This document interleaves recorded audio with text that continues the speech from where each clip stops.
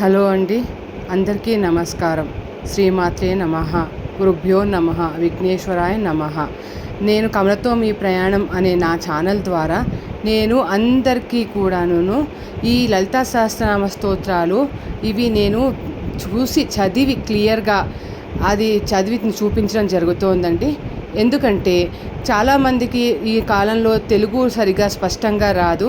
కొంచెం క్లియర్గా శ్లోకాలు అవి చదివి వినిపిస్తే వాళ్ళు అవి చదవడానికి ఇది పక్కన పెట్టుకుని నేర్చుకుంటారని నా ఉద్దేశము.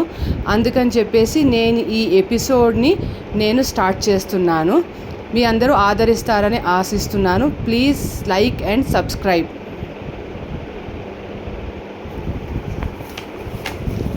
గురుభ్యో నమః. మొదట మనము సంకటనాశన గణేశ స్తోత్రం చదువుదామండి.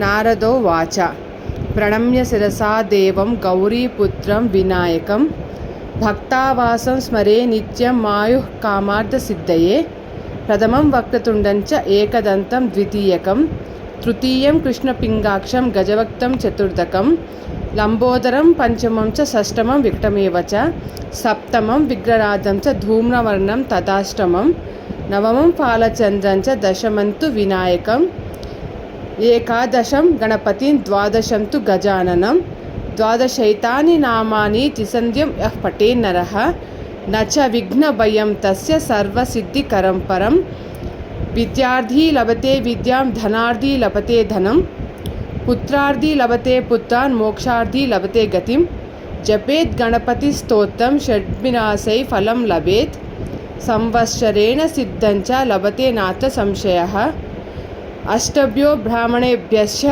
లిఖిత్వాయ సమర్పయేత్ తస్య విద్యా భవేత్ సర్వ గణేశస్య ప్రసాదతః.